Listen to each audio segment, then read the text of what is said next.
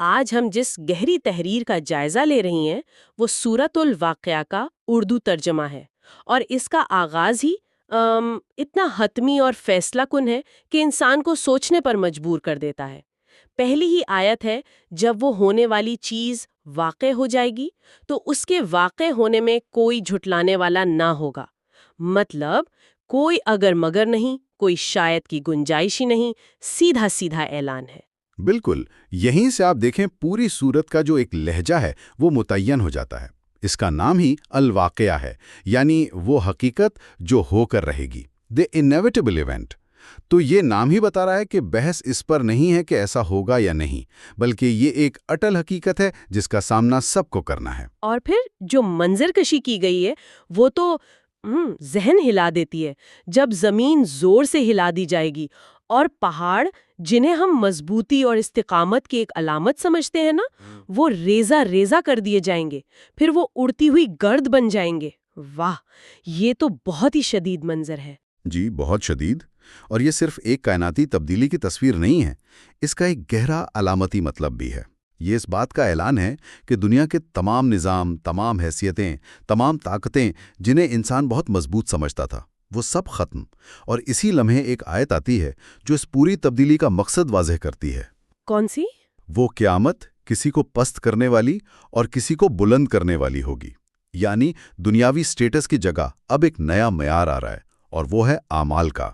اچھا، تو یہ کائناتی تبدیلی دراصل ایک عظیم سماجی اور روحانی ترتیب نو کا پیش خیمہ ہے، اور اسی کے نتیجے میں، جیسا کہ متن میں ہے، تمام انسان 3 گروہوں میں تقسیم ہو جائیں گے: دائیں ہاتھ والے، بائیں ہاتھ والے اور سبقت لے جانے والے۔ یہ دائیں اور بائیں ہاتھ کا تصور کیا ہے؟ کیا یہ صرف سمتیں ہیں یا اس کا کوئی گہرا مطلب ہے؟ یہ بہت اہم سوال ہے۔ دیکھیں، دائیں اور بائیں ہاتھ کا استعارہ بہت طاقتور ہے۔ قدیم عرب ثقافت سمیت بہت سی تہذیبوں میں دایاں ہاتھ عزت، طاقت، کامیابی اور خوش قسمتی کی علامت تھا، جبکہ بایاں ہاتھ اس کے برعکس سمجھا جاتا تھا۔ ہم آج بھی کہتے ہیں کہ فلاں شخص میرا دایاں ہاتھ ہے۔ صحیح۔ تو متن اس گہری ثقافتی علامت کو استعمال کر کے کامیابی اور ناکامی کی ایک فوری اور جامع تصویر پیش کرتا ہے جسے سننے والا فوراً سمجھ جائے۔ یہ صرف ایک درجہ بندی نہیں ہے، بلکہ انجام کی ایک واضح جھلک ہے۔ تو پھر ان گروہوں کے انجام کی کیا تفصیلات ہیں، خاص طور پر کامیاب گروہوں کی، یعنی سبقت لے جانے والے اور دائیں ہاتھ والے؟ متن میں ان کے انعامات کا ذکر تو بہت تفصیل سے کیا گیا ہے۔ جی ہاں، اور یہ تفصیلات خود بہت دلچسپ ہیں۔ سبقت لے جانے والے، جنہیں مقرب یعنی اللہ کے سب سے زیادہ قریب کہا گیا ہے، ان کے لیے ایک شاہانہ ماحول ہے۔ جڑے ہوئے تخت، ہمیشہ خدمت کے لیے موجود نوجوان، بہتے چشموں کی شراب۔ ایسی شراب جس میں دنیاوی شراب کی طرح کوئی خامی نہ ہو، نہ سر درد، نہ عقل میں کوئی فتور۔ بالکل، اور بہترین پھل اور گوشت۔ لیکن ان سب سے بڑھ کر ایک چیز ہے کہ وہاں کوئی بیہودہ یا گناہ کی بات نہیں ہوگی، صرف سلام، سلام کی آواز آئے گی۔ یہ ایک مکمل ذہنی اور روحانی سکون کی تصویر ہے۔ اور دائیں ہاتھ والوں کے لیے بھی انعامات کا ذکر ہے، لیکن وہ تھوڑے سے مختلف محسوس ہوتے ہیں۔ بے کانٹے بیری کے درخت، تہ بتہ کیلے، پھیلی ہوئی چھاؤں، بہتا ہوا پانی اور کبھی نہ ختم ہونے والے پھل۔ آپ نے پہلے سکون کی بات کی، اور یہ دلچسپ ہے کہ دائیں ہاتھ والوں کے انعامات زیادہ قدرتی اور زمینی محسوس ہوتے ہیں، جبکہ سبقت لے جانے والوں کے انعامات میں خدا سے قربت کا پہلو زیادہ نمایاں ہے۔ اٹھایا آپ نے۔ بالکل ایسا محسوس ہوتا ہے کہ انعامات بھی اعمال کے درجے کے مطابق ہیں۔ سبقت لے جانے والے وہ ہیں جنہوں نے نیکی میں سب سے آگے بڑھ کر حصہ لیا، تو ان کا انعام خدا کی براہ راست قربت اور ایک شاہینہ ماحول ہے۔ دائیں ہاتھ والے نیک لوگ ہیں، ان کا انعام ایک مثالی، پرسکون اور قدرتی ماحول ہے جہاں ہر طرح کی نعمت موجود ہے۔ اچھا۔ یہاں ایک اور بات بھی غور طلب ہے کہ ان انعامات میں پانی، چھاؤں اور باغات کا بار بار ذکر ہے۔ ایک ایسے خطے میں جہاں یہ صورت نازل ہوئی، یعنی عرب کے صحرا میں، یہ چیزیں عیش و عشرت کی سب سے بڑی علامت تھی۔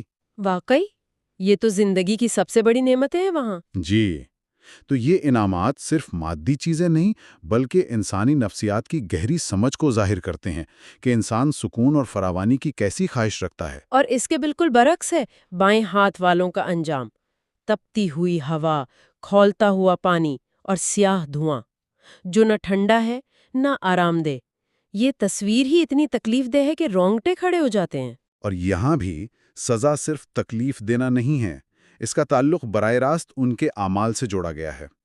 متن کے مطابق یہ وہ لوگ تھے جو دنیا میں عیش و عشرت میں ڈوبے ہوئے تھے اور بڑا گناہوں پر اصرار کرتے تھے۔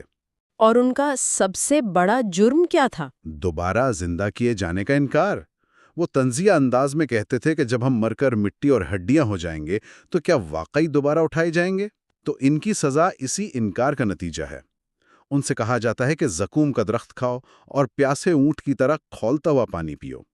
یہ ایک طرح سے ان کی دنیاوی پیاس اور انکار کی حتمی قیمت ہے۔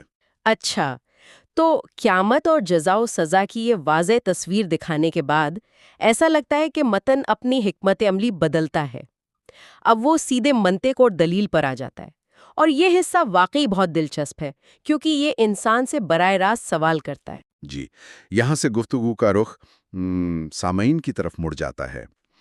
اب انہیں صرف بتایا نہیں جا رہا بلکہ ان کی عقل کو جھنجھوڑا جا رہا ہے، اور دلیلیں کسی فلسفے کی کتاب سے نہیں بلکہ انسان کی اپنی زندگی اور روزمرہ کے مشاہدات سے لی گئی ہیں۔ پہلا سوال تخلیق کے بارے میں ہے۔ کیا تم نے اس نطفے کو دیکھا جو تم ڈالتے ہو؟ کیا تم اسے پیدا کرتے ہو یا ہم پیدا کرنے والے ہیں؟ پھر زراعت کی طرف آتے ہیں۔ کیا تم نے وہ دیکھا جو تم بوتے ہو؟ کیا تم اسے اگاتے ہو یا ہم اگانے والے ہیں؟ پھر پانی اور آگ کی مثالیں ہیں۔ یہ سوالات بظاہر بہت سادہ ہیں، لیکن ان کے پیچھے ایک بہت گہری منطق ہے۔ بالکل، یہ ایک طرح کا قدیم ڈیزائن آرگیومنٹ ہے۔ متن صرف یہ نہیں کہہ رہا کہ خدا طاقتور ہے، بلکہ یہ سامعین کو دعوت دے رہا ہے کہ وہ اپنے ارد گرد کے نظام میں ذہانت اور مقصد تلاش کریں، اور پھر اس ذہانت کو اپنی حتمی جواب دہی سے جوڑیں۔ پیغام یہ ہے کہ تم اپنی زندگی کے ہر پہلو میں ایک عظیم طاقت کے محتاج ہو۔ تم بیج بو سکتے ہو، لیکن اسے پودے میں تبدیل نہیں کر سکتے۔ صحیح، تم پانی پی سکتے ہو، لیکن بادل سے اسے برسا نہیں سکتے۔ بالکل، تم لکڑی سے آگ جلا سکتے ہو لیکن اس لکڑی کو پیدا نہیں کر سکتے۔ لیکن آج کی سائنسی دنیا میں، جہاں ہم ان تمام عملوں، پانی کا چکر، پودوں کی نشوونما، انسانی تولید کو تفصیل سے سمجھتے ہیں، کیا یہ دلیل اپنی طاقت کھو دیتی ہے؟ آج کوئی کہہ سکتا ہے کہ ہمیں معلوم ہے کہ یہ سب کیسے ہوتا ہے۔ یہ ایک بہت اہم اور جدید سوال ہے، لیکن اگر ہم غور کریں تو یہ دلیل کیسے کے بارے میں نہیں بلکہ کیوں اور کس کی قدرت سے کے بارے میں ہے۔ سائنس ہمیں کیسے کا جواب دیتی ہے، یعنی وہ عمل کی وضاحت کرتی ہے، لیکن یہ متن اس عمل کے پیچھے موجود خالق کی طرف اشارہ کر رہا ہے۔ یہ دلیل کچھ ایسی ہے جیسے کوئی کہے کہ اس نے ایک سپر کمپیوٹر بنایا ہے لیکن وہ ایک سادہ کیلکولیٹر نہیں بنا سکتا۔ اچھا، یہ تو بہت دلچسپ مثال ہے۔ جی، متن کہہ رہا ہے کہ جس طاقت نے زندگی جیسی پیچیدہ چیز پہلی بار بنائی، اس کے لیے اسے دوبارہ بنانا کیسے مشکل ہو سکتا ہے۔ سائنس کا علم تو دراصل اس تخلیق کی پیچیدگی اور عظمت کو اور زیادہ واضح کرتا ہے، جس سے یہ دلیل کمزور نہیں بلکہ مزید مضبوط ہو جاتی ہے۔ یہ بہت دلچسپ نکتہ ہے۔ تو یہ دلیلیں انسان کی اپنی ہی زندگی سے اس کی غفلت کا پردہ اٹھانے کے لیے ہیں، اور پھر ان دلیلوں کے بعد ایک بہت بڑی قسم کھائی گئی ہے۔ پس میں ستاروں کے گرنے کی جگہوں کی قسم کھاتا ہوں، اور ساتھ ہی یہ بھی کہا گیا ہے کہ اگر تم سمجھو تو یہ بہت بڑی قسم ہے۔ اتنی بڑی قسم کس بات پر کھائی جا رہی ہے؟ یہ قسم اس پیغام کی عظمت کو ظاہر کرنے کے لیے ہے جو آگے آ رہا ہے۔ ستاروں کا گرنا یا ان کی منزلیں کائنات کی وسعت، اس کے نظام اور اس کی ہیبت کی علامت ہیں۔ اتنی بڑی قسم کھا کر یہ کہا جا رہا ہے کہ بے شک یہ ایک باعزت قرآن ہے جو ایک محفوظ کتاب میں ہے۔ یعنی یہ پیغام اتنا ہی عظیم اور اہم ہے جتنی کہ یہ کائنات خود۔ بالکل، یہ رب العالمین کی طرف سے، لہٰذا اس سوال پر غور کرو کہ کیا تم اس کلام کو ہلکا سمجھتے ہو؟ اور پھر اس منطقی بحث کا اختتام سب سے حتمی اور ذاتی تجربے پر ہوتا ہے، موت کا لمحہ، جب جان حلق تک پہنچ جاتی ہے اور انسان بے بسی سے دیکھ رہا ہوتا ہے۔ متن کہتا ہے، اور ہم تم سے زیادہ اس کے قریب ہوتے ہیں لیکن تم دیکھ نہیں سکتے۔ یہ تو انسان کی بے بسی کی انتہا ہے۔ یہ سب سے بڑی دلیل ہے۔ یہاں انسان کو براہ راست چیلنج کیا گیا ہے۔ ساری زندگی تم کہتے رہے کہ کوئی حساب کتاب نہیں، کوئی دوسری زندگی نہیں۔ ٹھیک ہے، تو اگر سچے ہو تو اس جان کو واپس کیوں نہیں لے آتے؟ واہ! موت کے وقت یہ مکمل بے بسی، یہ لاچارگی اس بات کا سب سے بڑا ثبوت ہے کہ انسان اپنی جان تک کا مالک نہیں ہے۔ ایک بالاتار طاقت ہے جو زندگی اور موت کا فیصلہ کرتی ہے۔ اس ایک لمحے میں دوبارہ زندہ ہونے کے انکار کا سارا غرور اور سارا فلسفہ ختم ہو جاتا ہے۔ یہ ایک ایسا تجربہ ہے جس کا کوئی انکار نہیں کر سکتا۔ تو اس سب کو سمیٹتے ہوئے اس مواد کا اصل پیغام کیا بنتا ہے؟ یہ قیامت کے خوفناک منظر سے شروع ہوتا ہے، پھر جنت اور دوزخ کی تفصیلات بتاتا ہے، اور آخر میں زندگی کی عام مثالوں اور موت کے لمحے سے منطقی دلیلیں دیتا ہے۔ یہ ایک بہت بڑا کینوس ہے۔ اس کا مرکزی خیال یہ ہے کہ انسانی زندگی بے مقصد نہیں ہے۔ یہ ایک سفر ہے جس کی ایک منزل ہے۔ یہ صورت انسان کو اس کی حقیقت یاد دلاتی ہے، اس کی تخلیق، اس کی روزمرہ کی ضروریات اور اس کی حتمی بے بسی، اور یہ سب کچھ اس لیے تاکہ وہ اپنی ذمہ داری کو سمجھے۔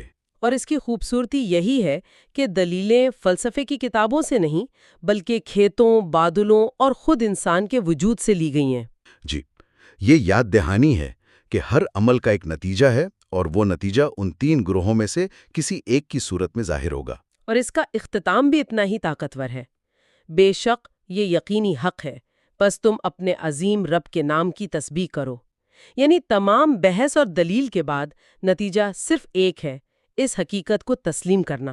بالکل، یہ ایک طرح سے پوری بحث کا خلاصہ ہے کہ جو کچھ بتایا گیا وہ کوئی کہانی یا مفروضہ نہیں، بلکہ یقینی حق ہے۔ اس پوری گفتگو سے ہمارے سامعین کے لیے ایک آخری سوچ یہ نکلتی ہے۔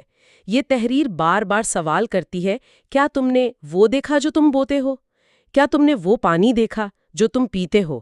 اس سے ایک سوال پیدا ہوتا ہے، اگر ان روزمرہ کی چیزوں، پانی کے ایک گلاس، ایک اگتے ہوئے پودے یا ایک بچے کی پیدائش کو صرف عام واقعات کے بجائے، جیسا کہ اس تحریر میں کہا گیا ہے، ایک بڑی حقیقت اور حتمی جواب دہی کی مسلسل یاد دہانیوں کے طور پر دیکھا جائے، تو زندگی کو دیکھنے کا زاویہ کیسے بدل سکتا ہے؟